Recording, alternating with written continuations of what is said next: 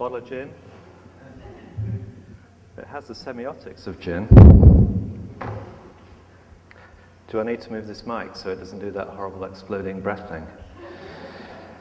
All right, so if that mic really stops, if you want me to use the other mic, I'll use the other mic if you prefer. But all right, I have, I believe, 20 to 25 minutes. Is that correct? All right, can I tell a life story? I wrote this slide. I wrote this slide last night, and I wrote it after I spent the afternoon with Paul Hawken, who is the extraordinary resident of Sausalito, who apparently in some part of his life created Smith & Hawken. Although if you get to know Paul now, as an older man, you'd never for 1 second think that he had been involved in business at all. He obviously wrote Natural Capitalism, he wrote the Ecology of Commerce, and he's been a really extraordinary advocate for the environmental movement and so forth. And after I spent this afternoon in Sausalito with Paul, we got to this kind of concept that this area, the Bay Area, actually it looks a little bit like a crucible, is indeed a crucible. And it's a crucible for the creation of ideas and things that are having a profound impact on the world. So what I thought I would do is take that theme, so thanks to Paul, and talk about 3 people in the Bay Area who, over the last 15, 19, 18, getting old, over the last 18 years, have helped me personally frame up my own relationship with the world, and that kind of informs the way I approach my work. So that'll either be interesting to you, or it'll be just deadly dull. But I've done it in part because Piers and I talk about trends, and we're very interested in the way people are thinking and feeling, and we're very interested in the way they're behaving. And one way of considering trends is you can go and kind of enumerate them, you can quantify them, and you have people like Yankelovich historically who did that when we really liked data. And more recently you've had things like cool hunting, which is a little odd for me, but you have cool hunting, people running around urban areas, sitting in bars, having a good time and telling you they've done really important research. And then you have consumer anthropology and all of those kind of things, right? So, but as I mentioned in my rather silly, hastily emailed to Piers bio in your program, I'm fundamentally a geographer. I was trained as a geographer. And one of the things I learned when I was studying geography, which in England is a serious discipline, over here it's a way to get a basketball scholarship. But one of the things that I learned when I was studying geography was that some of the great novelists of the 17th century and the 18th century were in fact some of the most extraordinary geographers.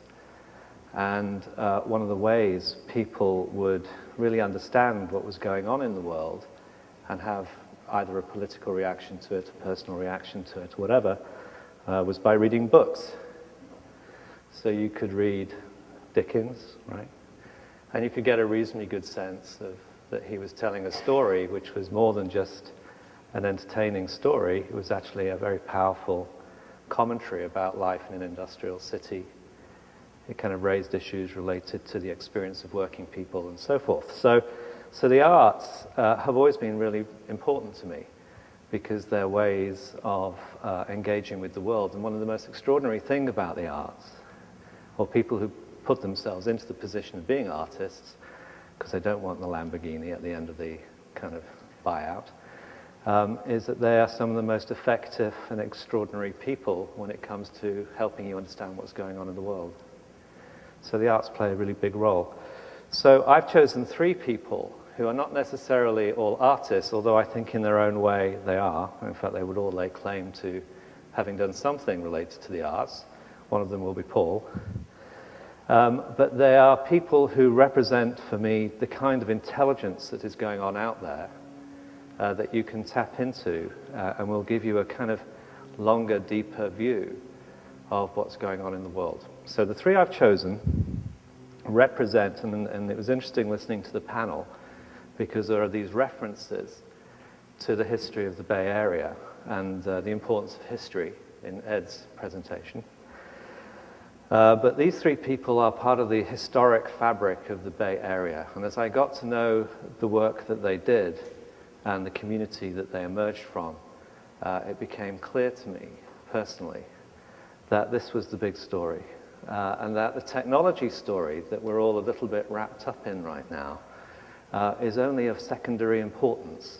The technology story enables the big story. And the big story is the way the world is being changed, the way it's becoming organized around different kinds of communities, the way it's responding to its fundamental kind of needs of sustenance and so forth. So I'll kick off with the idea that you're in the Crucible.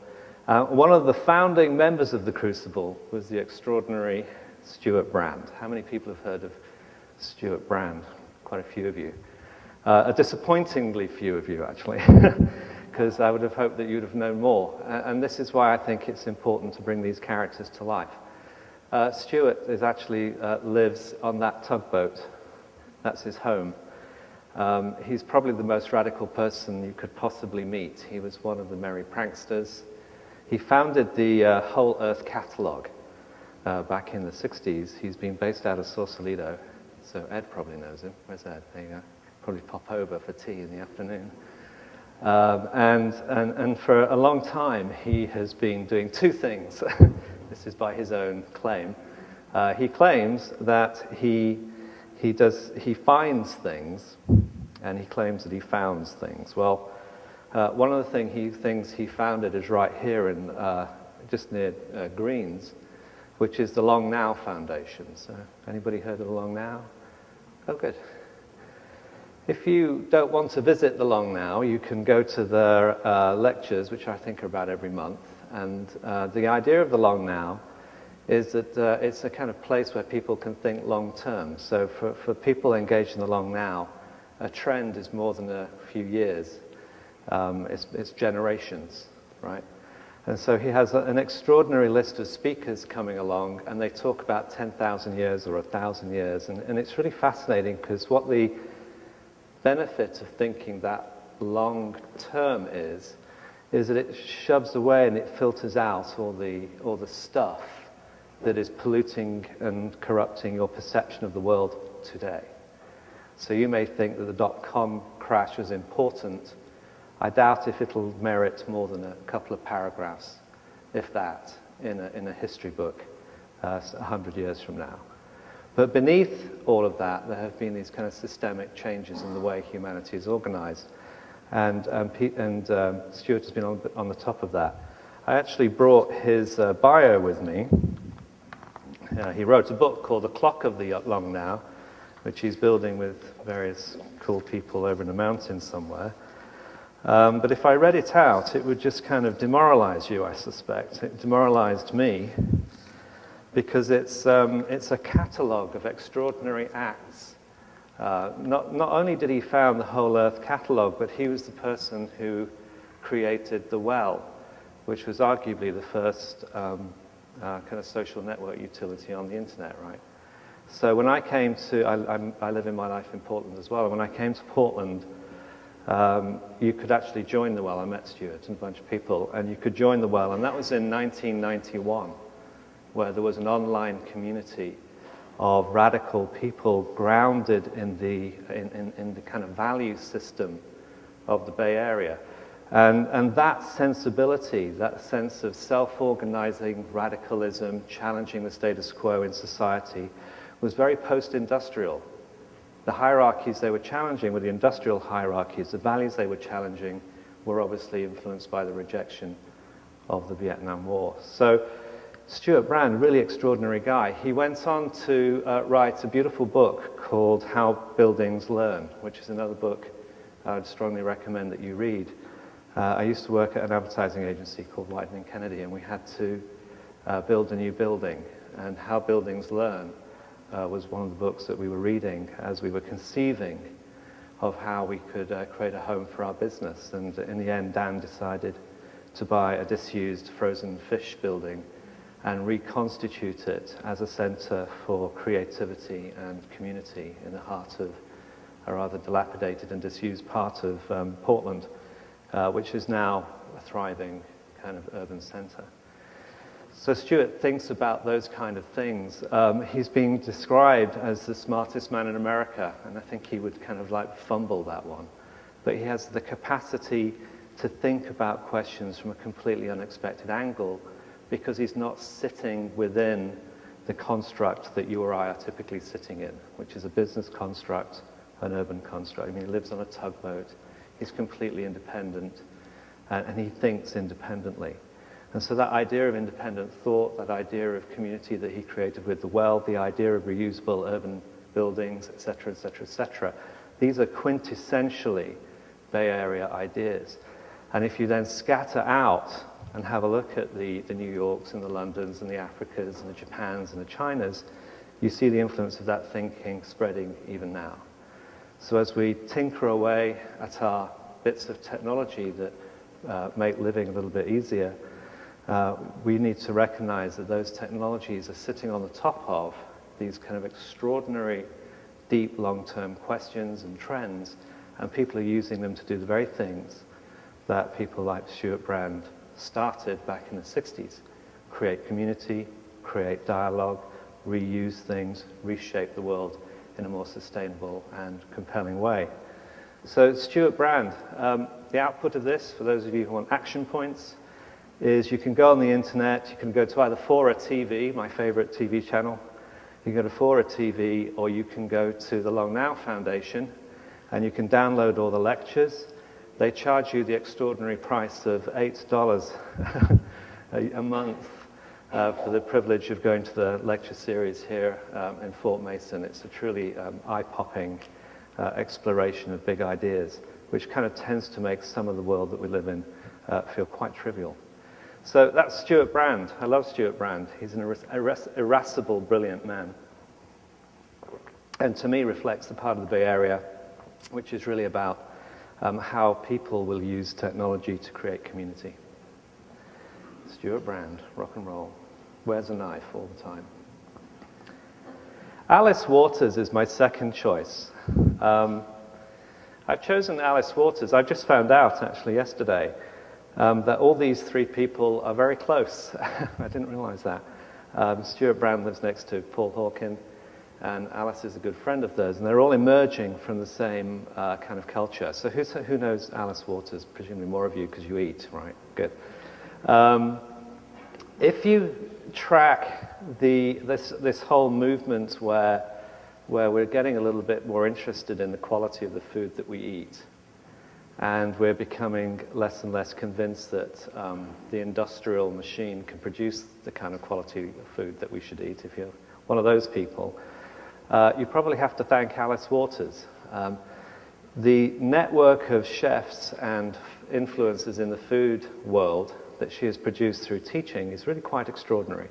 So there is now almost no Western city that doesn't have somebody cooking in that city that has some connection back to the Bay Area. So the idea that we should eat the food locally, which, by the way, of course, is 1,000 years old. This is probably 10,000 years old. It's not a new idea. It's a response to a radical departure that occurred for a couple of generations. But the idea that we should reconstruct the way we relate to food, and that food is more than packaged goods to be consumed from supermarkets, can be taken back to Chez Panisse, can be taken back to Alice Waters, who, there's a wonderful, wonderful Sundance movie on iTunes, if you want to download it, which is Alice Waters and Mikhail Baryshnikov in conversation. And it was very telling to me. Here is Mikhail Baryshnikov, who smokes, by the way, which I think is endearing, and drinks, which is even more endearing. But here is this great Russian artist who who runs a really amazing school now in New York. And one of his most influential contacts here in the United States has historically been Alice Waters. So they have a really unusual friendship. It's that series where, what they call, I can't remember what they call the series now, but weird people who know each other. That would have been a better title because people would have remembered it. But the idea that somebody like Mikhail Baryshnikov would be connected to Alice Waters shows you that her philosophy and the philosophy of the Bay Area, as it comes to food, is far greater than simply you having a good meal at Chez Panisse, right? It's about the way you relate to food as an elemental part of our culture. Now, if you look at the long-term trends and the data, those of you who've worked for Kraft or something like that, you will know that Americans spend less of their disposable income on food than any other nation on the planet. And if you go to Italy, they spend like 5 times as much of their disposable income on food. You'll also be aware that in the last few months, the price of gasoline has gone up, which means that the price of food is going to go up, which means that these people who are really advocating for a deeper, more culturally powerful relationship with food, back in the 60s and 70s and through the 80s, when it was really unfashionable, have now found themselves situated at the perfect nexus, because the very message they are speaking, which is you should eat good quality food that you know the name of your cows, right? Or know the name of the farmer who grew your lettuce. That value system is now going to be forced upon us probably by the extraordinarily difficult issue of the fact that all of our food is distributed using things that burn fossil fuels. And within that mix, you can also go, well, she's responsible for the rise of things like Whole Foods. But it's worth remembering that Whole Foods is the new Safeways, and they ship their organics from Korea. So this movement is not about that. It's not about a fashion trend. It's about the fact that in order to lead high-quality lives with a degree of human authenticity, you should pay very close attention to what's going in your body. And that comes from the Bay Area. Now, living part of my life in Oregon, it has become the thing of Oregon as well. So it's really expanded beyond that. You can't walk down a street in Portland, Oregon, where I tend to live, without bumping into another restaurant which will tell you that they are serving cabbage from a specific farm south of Eugene, and it was delivered yesterday at 3:30. Oh, and by the way, here's the photograph of the farmer in Paley's restaurant or any of those other places. So if Stuart was really about the idea of community, then Alice is about the idea of food. And as we go forward, the experience of food, the role food plays in our culture, we're going to have like the lens really thrown on it. This is not just about the slow food movement that is a radical reaction to the industrialized agribusinesses. It is about the way you live your life. And again, listening to the panel earlier on, there are conversations about community, there are conversations about delphinas. These are trigger points for community, and food plays an extraordinary role. And if you go to parts of Europe, and if you go into Asia and so forth, you see countries that have still been able to retain their connection to food as a social experience, which is something quintessentially Bay Area as well. My friend Ian Newton is here, and he's single-handedly creating communities around, what's that restaurant near your house, Ian? Encanto. He's been eating spleens. Now, I wouldn't necessarily do that, but the fact that he has a party and talks about eating spleens is indicative that Alice has been effective. So, Stuart Brand and Alice Waters. Now, you've probably gathered that, how am I doing for time? 10 more minutes. 10 minutes is simply not enough to talk about this man who is my personal hero, I think, as everything falls away from all the experiences I've had in this amazing place. I keep coming back to Paul Hawken, who had the audacity to walk away from the corporate experience and write the Ecology of Commerce and Natural Capitalism back when it really was not hip.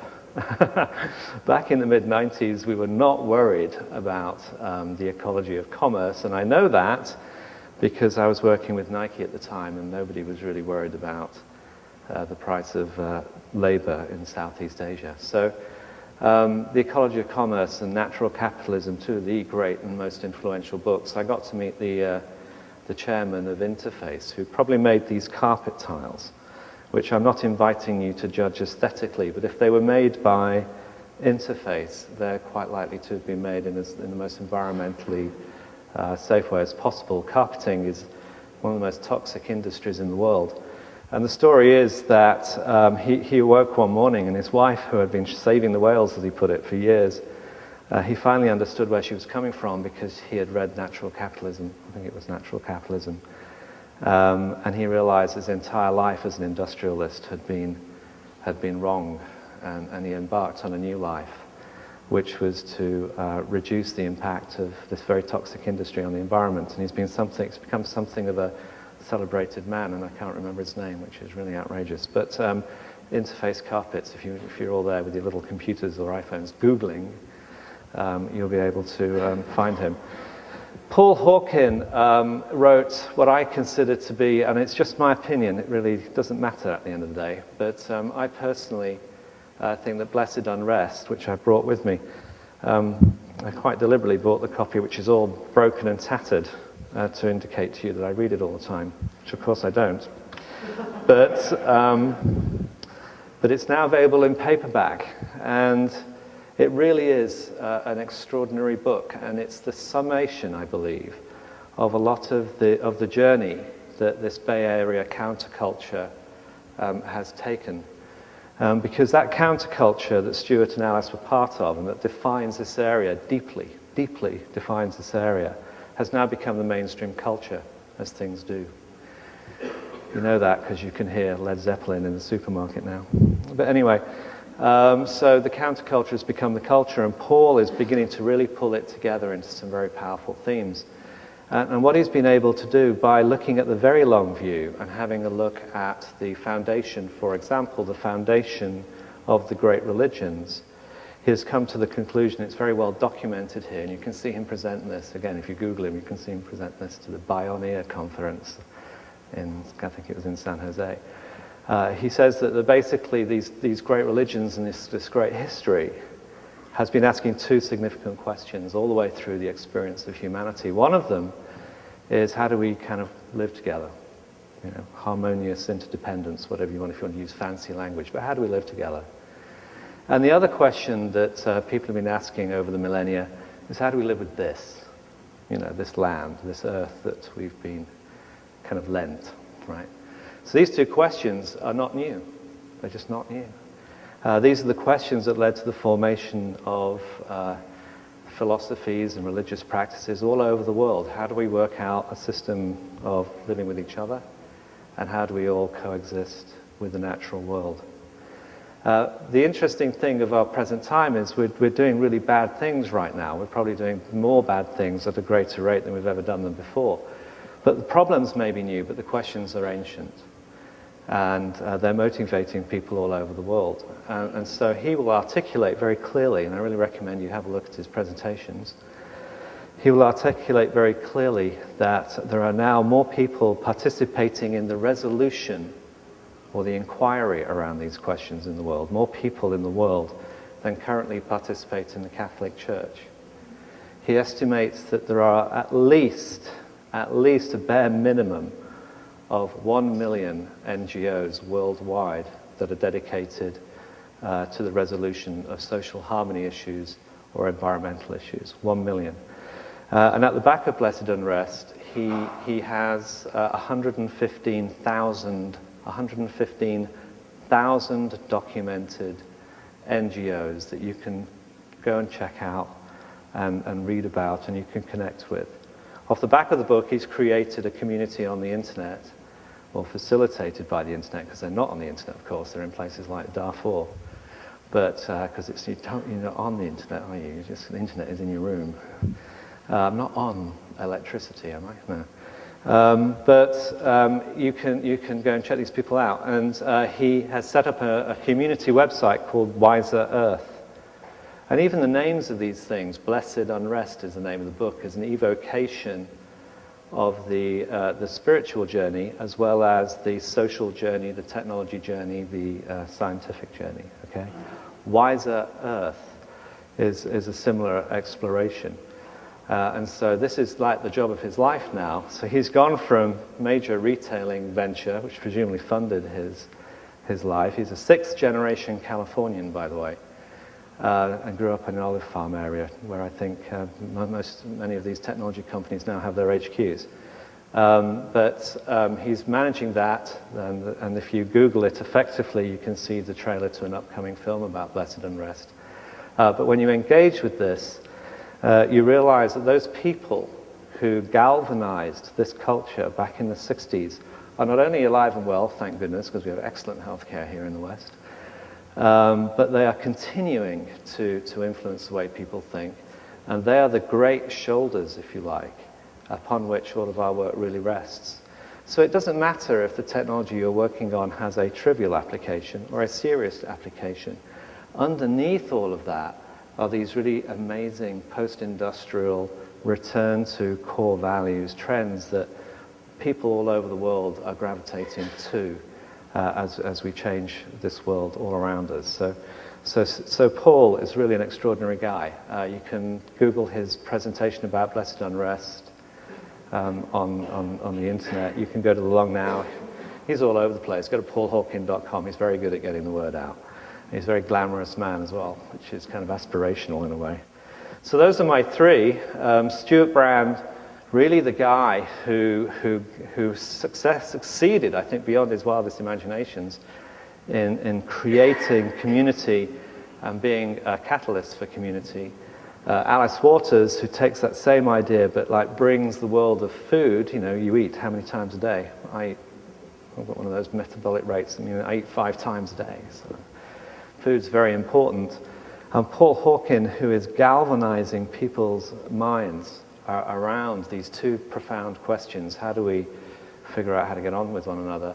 And how do we relate to this kind of natural world? Really deep, powerful thinkers. And if you just invest yourself in those three people and follow the trains of thoughts, you'll be on pretty much every trend in the cosmos.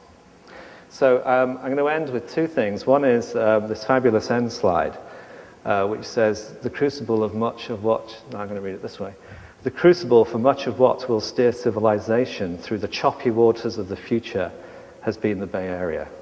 So as we look to the future and we see the problems and then we see the opportunities that people are dealing with all over the world, you can look to the history of the Bay Area and you can find people that have been dealing with that. I just got back from Ireland, and so there's a few of my friends here who know I have this obsession with a poet called David Whyte, so I'm not going to disappoint them. I'm going to read a little poem, because we don't do that in business, do we? But I love this poem. The history of Ireland is very similar. They kind of skipped the Industrial Revolution, so if you go there, it's really fantastic, no commerce. This is a poem that David Whyte wrote. He's from Yorkshire. His mother is Irish, but he lives in Washington State, and I'm going to read this to you because he was invited to speak, I think, at a national sales conference for a company that maybe have been Hewlett-Packard. It's potentially an apocryphal story now. So it's kind of, let's imagine it was Hewlett-Packard, right? It might not have been. But he was preceding the chairman of the board's address to the shareholders. That's what it was, right? And so he got up. And I just need a swig of gin. I don't know what they were thinking when they did the industrial design of this. See, I drank it like I used to drink gin. All right. It's called Loaves and Fishes, and it goes like this. This is not the age of information. This is not the age of information. Forget the news and the radio and the blurred screens. Forget the news and the radio and the blurred screens. This is the time of loaves and fishes. This is the time of loaves and fishes. People are hungry.